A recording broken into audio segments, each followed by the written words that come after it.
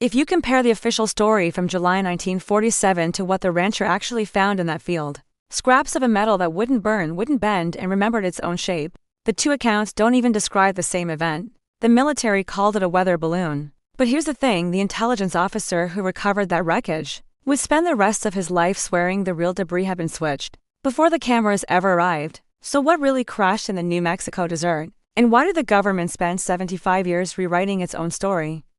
It began with a man in a field, not a scientist, not a soldier, a rancher named Mac Brazel, walking the scrub of the Foster Ranch near Corona, New Mexico, checking his fences after a thunderstorm.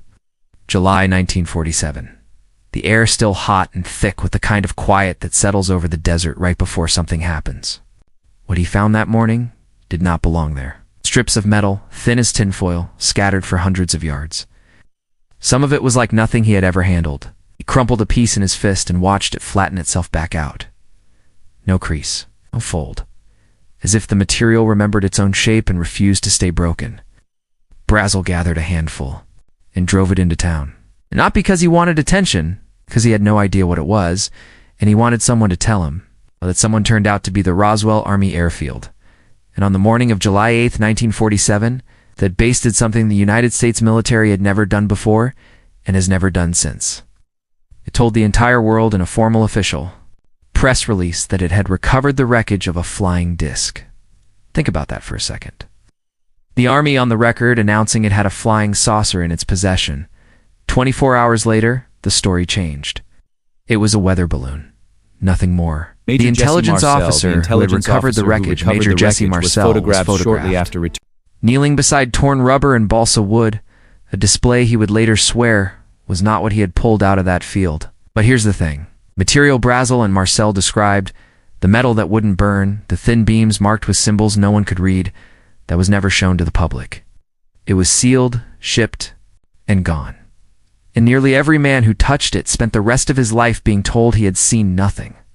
So the real question is no longer whether something happened in that desert. The question is why the official explanation has changed 3 separate times since weather balloon, then a secret spy balloon, then silence, and why each new story only raises more questions than it answers.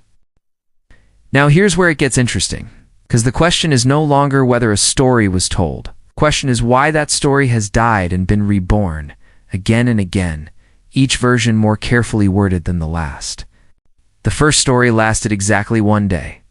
On July 8, 1947, the Roswell Army Airfield issued a press release so blunt, it reads like a telegram from another universe. The base had recovered a flying disc, not suspected. It's not an unidentified object, a flying disc, on the record. Then came the second story. Within hours, a general named Roger Ramey stood in his office in Fort Worth, posed beside the scattered remains of what he insisted was a single ordinary weather balloon. The flying disc was gone. The wreckage in the photograph was rubber and foil and wooden sticks, the kind of debris any thunderstorm might leave behind. And the man who had actually knelt in that field, Major Jesse Marcel, was told to stand in the photograph and pretend it was his. Picture that for a second. A decorated intelligence officer, the man the base trusted to identify the wreckage of any aircraft on Earth, holding up scraps he did not recognize and smiling for a camera that was rewriting what he had seen. He would later say on the record that the material in that photo was not what he recovered, that what he pulled from the Foster Ranch had been switched, swapped out for something harmless before the cameras ever arrived. But here's the thing. For 30 years, nobody asked him again. The story went quiet. The files were sealed. The rancher went home and by several accounts, eventually wished he had never said a word. And the world moved on because the world had already been handed its answer. Weather balloon. Oh. Move along. The story should have died there. It didn't. Because in 1978, a nuclear physicist named Stanton Friedman sat down with an aging Jesse Marcel, and the old soldier, with nothing left to lose, no career to protect, no command to obey, finally said out loud what he'd been holding for 3 decades. He did not believe it was a balloon. He believed the material he handled was not made on this earth. The beams with the symbols, the metal that would not burn when he tried to set it on fire, the foil that flattened itself back into shape. None of it, he said, belonged to any aircraft the Army knew how to build. And Marcel was not alone. This is the part that matters. One man can be mistaken. One memory can bend. But Roswell produced dozens of them. A mortician named Glenn Dennis described a nurse who had assisted in the examination of bodies that were not human. A sergeant named Frank Kaufman claimed he had been part of the recovery.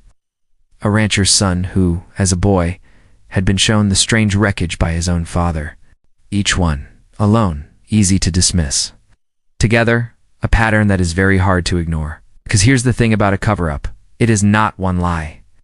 It is 100 small instructions delivered over decades. Bored. Two people who saw something and were told quietly, firmly, that they did not. And then, in 1994, the United States government did something remarkable. Facing a renewed public demand for answers, it released an official report admitting for the first time that the weather balloon story was not the whole truth. The new explanation was elegant. The wreckage, the report said, came from something called Project Mogul, a classified, high-altitude spy balloon. Not an alien craft, a secret American program designed to float sensors high into the atmosphere and listen for the distant rumble of Soviet nuclear tests. The materials matched, the report insisted. The strange, durable foil, the thin beams, the classified stamps. Think about that for a second. It had taken 47 years for the government to admit that what crashed in that desert was not a simple weather balloon but a piece of a top-secret operation. 47 years of silence over a balloon. And if that feels like a satisfying answer, an ordinary secret, wrapped in Cold War paranoia, then consider what the report had to leave out. Because in 1997, a second report arrived. This one titled, bluntly, Case Closed. It addressed the witness accounts of bodies, the nurse, the mortician, the descriptions of beings that were not human. And the explanation it offered for those was perhaps the strangest of all.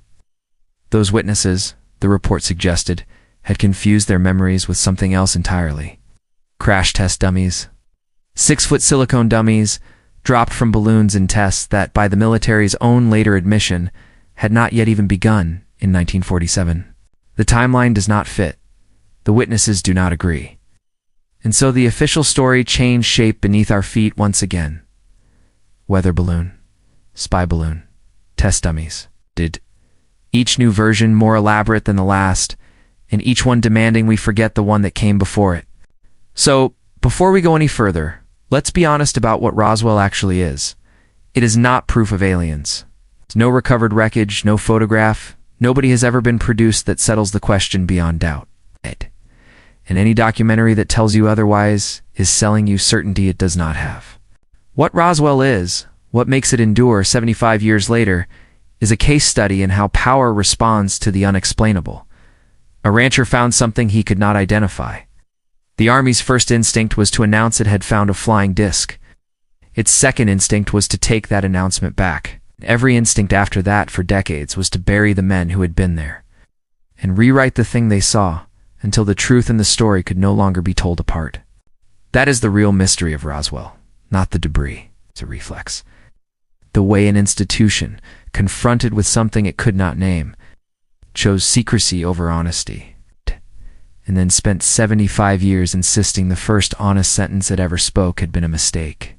Here's the thing the official record will never tell you. The most revealing moment in the entire Roswell story is not what was found in the field. It is that the military felt the need to announce it, and then felt the need to erase it. You do not erase a weather balloon. You do not seal, ship, and bury the wreckage of nothing. Something was taken out of that desert. Whether it was a spy balloon, or a crashed craft, or something we do not yet have a word for, the cover-up itself is now the only part of the story everyone agrees actually happened.